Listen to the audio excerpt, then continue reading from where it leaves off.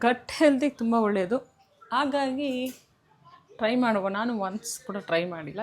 Seriously ಇಷ್ಟೊಂದು ಚೆನ್ನಾಗಿರುತ್ತೆ ಅಂತ ಗೊತ್ತಿರಲ್ಲ.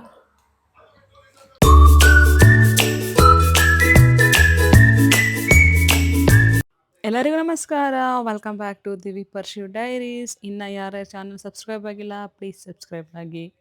ಇವತ್ತು ಮಾರ್ನಿಂಗ್ ಬ್ರೇಕ್ಫಾಸ್ಟಿಗೆ ದೋಸೆ. ನಿನ್ನೆ ಇಡ್ಲಿ ಮಾಡಿದ್ನಲ್ಲ, ಅದೇ ಇಟ್ಟಿತ್ತು, ಅದನ್ನೇ ಇವಾಗ ದೋಸೆ ಮಾಡ್ತಾ ಇದ್ದೀನಿ. ಎಲ್ಲರ ಮನೇಲೂ ಹೀಗೆ ಮಾಡೋದು, ನಮ್ಮ ಮನೇಲೂ ಕೂಡ ಸೇಮ್. ಇಡ್ಲಿ ಝೀರೋ ಆಯಿಲ್ ನನಗಿಷ್ಟ, ಬಾಂಧವ್ಗಿಷ್ಟ, ನವೀನ್ಗೆ ಕಷ್ಟ. ಯಾಕೆಂದರೆ ಹೋಮ್ ಸ್ಟೇಲಿ ಗೆಸ್ಟ್ಗಳು ಬಂದಾಗ ಯೂಶ್ವಲಿ ಮಾರ್ನಿಂಗ್ ಇಡ್ಲಿ ಇರುತ್ತೆ. ಹಾಗಾಗಿ ಇಲ್ಲಿ ಬಂದ್ರೂ ಇಡ್ಲಿನೇನಾ ಅಂತಾರೆ. ಅವರಿಗೋಸ್ಕರ ದೋಸೆ. ಹಾಗೆ ಬಾಂಧವನೂ ದೋಸೆ ತಿಂದಳು. ಆದರೆ ನಾನು ದೋಸೆ ಮಾಡ್ಕೊಳ್ಳಲ್ಲ, ಬೇರೆ ಸ್ಪೆಷಲ್ ತಿಂಡಿ ಮಾಡಿಕೊಂಡೆ. ಏನು ಗೊತ್ತಾ? ನೆಕ್ಸ್ಟ್ ನೀವೇ ನೋಡಿ.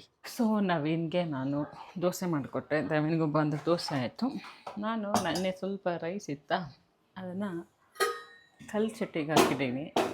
ಸೊ ಫರ್ಮೆಂಟೆಡ್ ರೈಸು ಮತ್ತು ನೀರು ಹಾಕಿಟ್ಟಿದ್ದೀನಿ. ಇವಾಗ ಇದಕ್ಕೆ ಮೊಸರು ಮತ್ತು ಈರುಳ್ಳಿ ಹಾಕ್ಕೊಬೇಕು. ಕಟ್ ಮಾಡಿ ಈರುಳ್ಳಿ ಹಾಕಿ ಟೇಸ್ಟ್ ಮಾಡುವ ಹೇಗಿರುತ್ತೆ ಅಂತ. ಗಟ್ ಹೆಲ್ತಿಗೆ ತುಂಬ ಒಳ್ಳೆಯದು. ಹಾಗಾಗಿ ಟ್ರೈ ಮಾಡುವ. ನಾನು ಒನ್ಸ್ ಕೂಡ ಟ್ರೈ ಮಾಡಿಲ್ಲ, ಹೇಗಿರುತ್ತೆ ಅಂತ ಗೊತ್ತಿಲ್ಲ. ತಂಗ್ಳನಕ್ಕೆ ಮೊಸರು ಹಾಕ್ಕೊಂಡು ತಿಂದಿದ್ದೆ. ಆದರೆ ಈ ಥರ ನೀರು ಹಾಕಿಟ್ಟು ಬೆಳಗ್ಗೆ ಎದ್ದು ಫರ್ಮೆಂಟೆಡ್ ರೈಸ್ ಆದಮೇಲೆ ತಿಂದಿಲ್ಲ. ಹಾಗಾಗಿ ನೋಡುವ ಅಂತ. ಸೊ ನಾನು ಇಲ್ಲಿ ಸಾಂಬಾರು ಈರುಳ್ಳಿ, ಆ್ಯಕ್ಚುಲಿ ಇದಕ್ಕೆ ಇದೇ ಟೇಸ್ಟು. ತಮಿಳ್ನಾಡು ಸೈಡ್ ಜಾಸ್ತಿ ಇದು ಮಾಡ್ತಾರೆ, ಚಿನ್ನ ವೆಂಕಾಯಿ ಅಂತ ಕರೀತಾರೆ ಆ ಕಡೆ, ನಾವು ಸಣ್ಣ ಈರುಳ್ಳಿ ಅಂತ ಕರಿತೀವಿ. ಇವಾಗ ಇದನ್ನು ಕಟ್ ಮಾಡಿ ಅದಕ್ಕೆ ಹಾಕಿ ಮತ್ತು ಮೆಣಸಿನ್ಕಾಯಿ ಹಾಕಿ ಮೊಸರು ಹಾಕಿ ಒಂಚೂರು ಒಗ್ಗರಣೆ ಕೊಟ್ಕೊಂಡು ತಿನ್ನುವ. ಹೆಂಗಿರುತ್ತೆ ಅಂದರೆ ಚೆನ್ನಾಗಿರುತ್ತೆ ಅಂತ ತುಂಬ ಕಡೆ ಕೇಳಿದ್ದೀನಿ. ಇವನ್ ತಮಿಳ್ನಾಡಲ್ಲಿ ತುಂಬ ಫೇಮಸ್ ಕೂಡ. ನಾವು ಟ್ರೈ ಮಾಡೋಣ ಇವತ್ತು. ಸೊ ನಾನು ಸಣ್ಣ ಈರುಳ್ಳಿನ ನೀಟಾಗಿ ಕಟ್ ಮಾಡ್ತಾಯಿದ್ದೀನಿ. ಕಟ್ ಮಾಡಿ ಇಟ್ಕೊಂಡು ಹೇಗೆ ಮಾಡ್ತೀನಿ ಅಂತ ತೋರಿಸ್ತೀನಿ. ಮಿಕ್ಕಿರೋ ಅನ್ನಕ್ಕೆ ನೀರು ಹಾಕಿಟ್ಟಿದ್ದೆ ನೈಟೇ. ಸೊ ಓವರ್ ನೈಟ್ ಫರ್ಮೆಂಟೇಷನ್ ಆಗಲಿ ಅಂತ. ಅದಕ್ಕೆ ಸ್ವಲ್ಪ ಸಣ್ಣ ಈರುಳ್ಳಿ ಹಾಕ್ಕೊಳ್ತಾ ಇದ್ದೀನಿ ಕಟ್ ಮಾಡಿ. ಹಾಗೆ ಮೆಣಸಿನ್ಕಾಯಿ ಹಾಕ್ಕೊಳ್ತಾ ಇದ್ದೀನಿ ಖಾರಕ್ಕೆ ತಕ್ಕಷ್ಟು. ಜೊತೆಗೆ ನಾನಿಲ್ಲಿ ಮೊಸರು ಕೂಡ ಹಾಕ್ಕೊಳ್ತಾ ಇದ್ದೀನಿ. ಏನಂದರೆ ನಾನು ಸ್ವಲ್ಪ ನೀರು ಜಾಸ್ತಿ ಹಾಕಿದ್ದೆ, ನೆಕ್ಸ್ಟ್ ಟೈಮ್ ಸ್ವಲ್ಪ ಕಡಿಮೆ ಹಾಕ್ಕೊಬೇಕು. ನೀವು ಅಷ್ಟೇ, ಅನ್ನ ಎಷ್ಟು ಮುಳುಗುತ್ತೆ ಅಷ್ಟು ಹಾಕ್ಕೊಡಿ, ನೀರು ಸಾಕಾಗುತ್ತೆ. ಸೊ ಮೊಸರು ಹಾಕಿ ಎಲ್ಲದನ್ನು ನೀಟಾಗಿ ಮಿಕ್ಸ್ ಮಾಡ್ಕೊಳ್ಳಿ.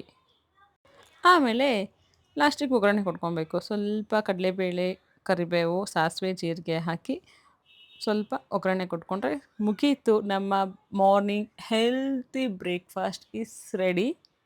ಹಾಗೆ ರುಚಿಗೆ ತಕ್ಕಷ್ಟು ಉಪ್ಪು ಕೂಡ ಹಾಕ್ಕೊಳ್ಳಿ, ಮಿಸ್ ಮಾಡಬೇಡಿ. ಫಸ್ಟ್ ಟೈಮ್ ಮಾಡಿದಲ್ವ, ನೀರು ಜಾಸ್ತಿ ಹಾಕ್ಕೊಂಬಿಟ್ಟೆ. ನೆಕ್ಸ್ಟ್ ಟೈಮ್ ಕಡಿಮೆ ಹಾಕ್ಕೊಳ್ತೀನಿ. ನೀವು ಅಷ್ಟೇ ಫಸ್ಟ್ ಟೈಮ್ ಮಾಡಿದ್ರೆ ಕಡಿಮೆ ಹಾಕ್ಕೊಳ್ಳಿ. ಇವಾಗ ಟೇಸ್ಟ್ ಮಾಡುವ ಹೇಗಿದೆ ಅಂತ. ರೆಡಿ ಇದೆ.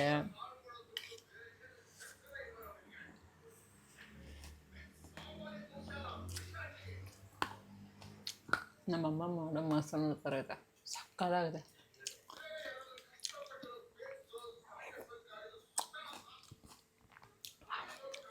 ಸೀರಿಯಸ್ಲಿ ಇಷ್ಟೊಂದು ಚೆನ್ನಾಗಿರುತ್ತೆ ಅಂತ ಗೊತ್ತಿರಲ್ಲ.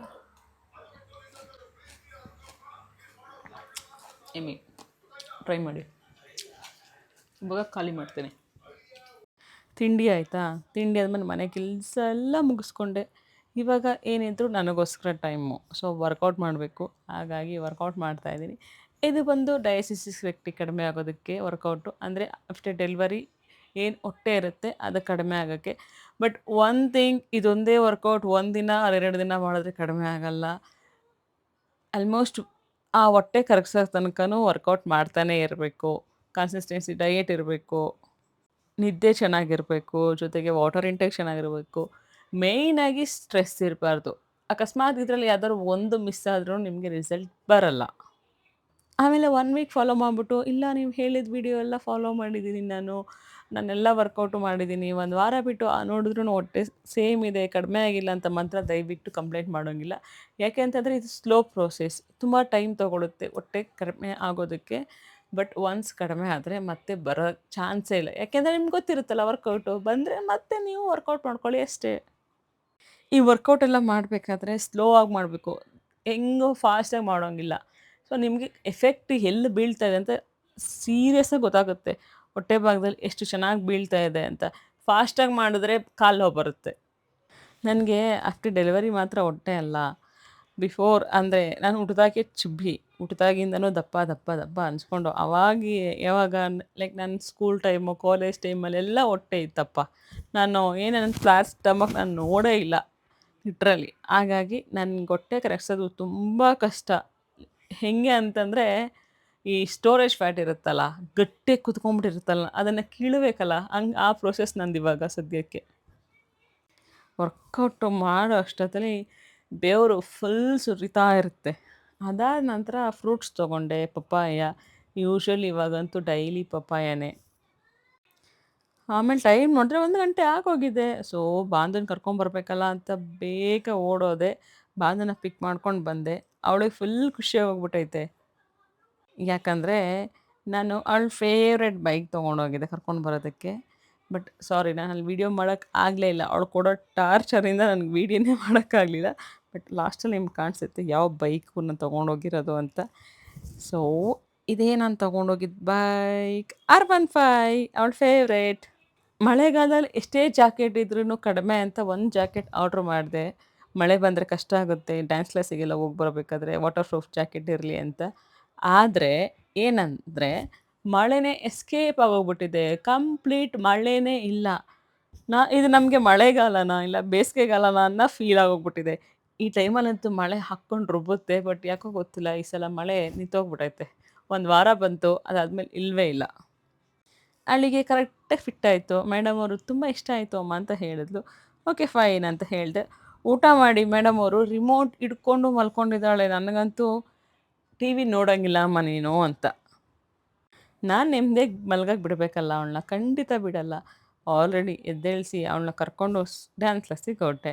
ಡ್ಯಾನ್ಸ್ ಕ್ಲಾಸಿಗೆ ಇವನ್ ಲೇಟೇ ಆಯ್ತು ಇವತ್ತು, ಯಾಕಂದರೆ ಇದು ಮಲ್ಕೊಂಡ್ಬಿಟ್ಟಿಲ್ಲಲ್ಲ, ನಾನು ಹೋಗಲ್ಲ ಅಂತ.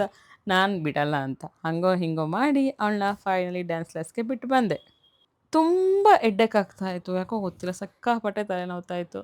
ಮನೆಗೆ ಹೋಗಿ ನನಗೆ ಕಾಫಿ ಮಾಡ್ಕೊಳ್ಳೋಷ್ಟು ಪೇಷನ್ಸ್ ಇರ್ತಾ ಇರಲಿಲ್ಲ.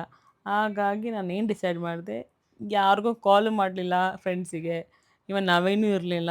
ಒಬ್ಬಳೇ ಹೋದೆ ಕಾಫಿ ಶಾಪಿಗೆ, ಕಾಫಿ ಆರ್ಡ್ರ್ ಮಾಡಿಕೊಂಡೆ, ಬಿಸ್ಕೆಟ್ಸ್ ತೊಗೊಂಡೆ, ನೆಮ್ಮದಿಯಾಗಿ ಒಬ್ಬಳೇ ಕಾಫಿ ಕುಡ್ಕೊಂಡು ನನ್ನ ಟೈಮ್ನ ನಾನು ಎಂಜಾಯ್ ಮಾಡ್ಕೊಂಡು ಬಂದೆ ಇವತ್ತು.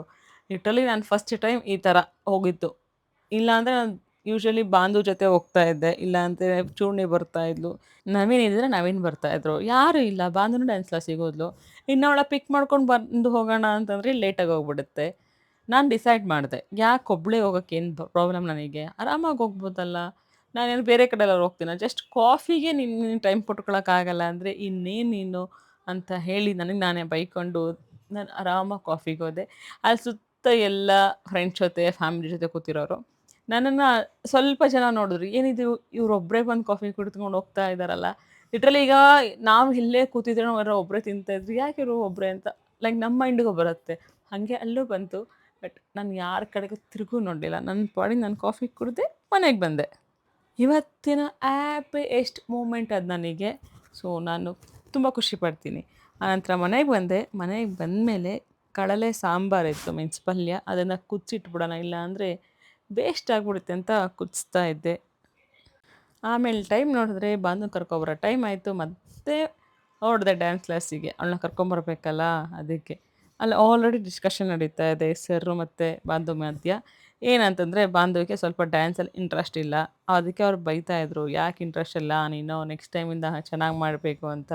ಹಾಗಾಗಿ ನಾನು ಸ್ವಲ್ಪ ಸರ್ರಿಗೆ ಹಚ್ಕೊಟ್ಟೆ, ಅವಳು ಮಾಡಲ್ಲ ಮನೆಯಲ್ಲಿ, ನೋಡಿ ಕೇಳಿ ಅಂತೆಲ್ಲ. ಅವರು ಇಲ್ಲ ನೆಕ್ಸ್ಟ್ ವೀಕ್ ಮಾಡ್ತೀನಿ ಅಂತ ಬಂದು ಹೇಳಿ ಬಂದಿದ್ದಾಳೆ, ನೋಡೋಣ. ಅದಾದಮೇಲೆ ಇವಾಗ ನೋಡಿ ಟಾರ್ಚ್ ಬಿಟ್ಕೊಂಡು ಗಸಗಸೆ ಮರದಲ್ಲಿ ಗಸಗಸೆ ಹಣ್ಣು ಹುಡುಕ್ತಾ ಇದ್ದೀನಿ. ಯಾಕೆ ಗೊತ್ತಾ, ಬಾಂದು ತಿನ್ನಬೇಕು ಅಮ್ಮ, ನಂಗೆ ಈ ಟೈಮಲ್ಲಿ ಬೇಕು ಅಂತಂದು.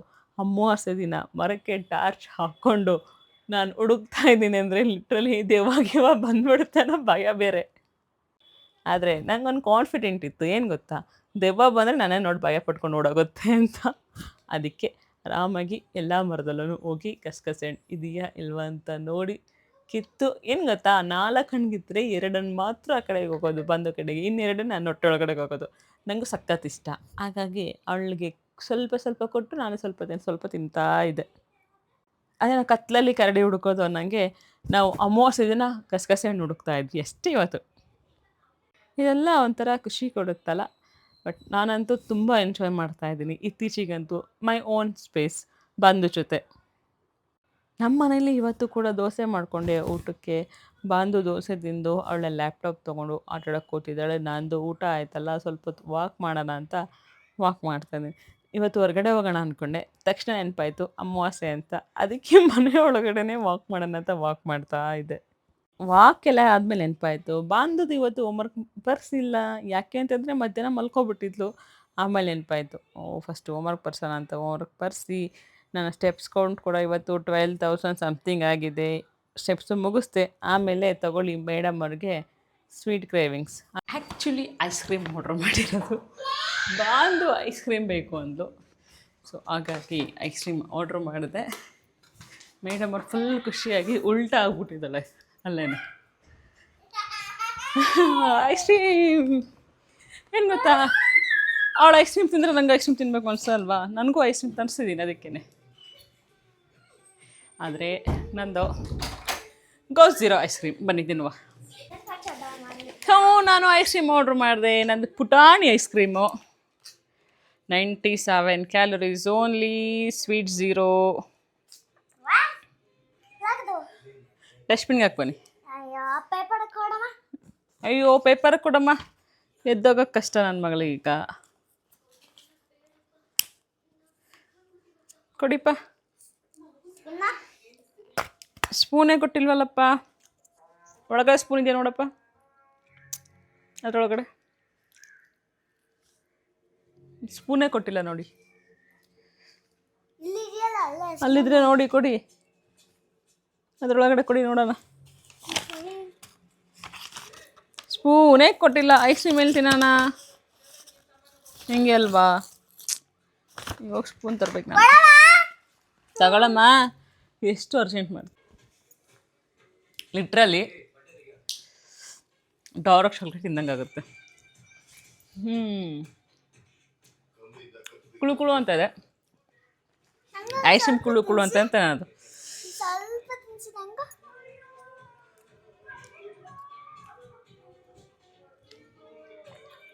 ಏನಪ್ಪ? ಚೆನ್ನಾಗಿಲ್ಲ ಅಲ್ಲ?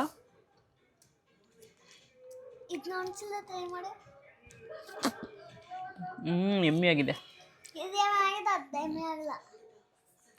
ಸೂಪರ್, ಸಕ್ಕತ್ತಾಗಿದೆ. ಕ್ರೇವಿಂಗ್ಸ್ ಆದಾಗ ಜಸ್ಟ್ 97 ಕ್ಯಾಲರೀಸ್ ಇದೆ, ಝೀರೋ ಶುಗರ್. ಟ್ರೈ ಮಾಡಿ. ಈಗ ನಾವು ಎಂಜಾಯ್ ಮಾಡ್ಕೊಂಡು ತಿಂತೀವಿ. ಮತ್ತೆ ನಾಳೆ ಸಿಗುವ.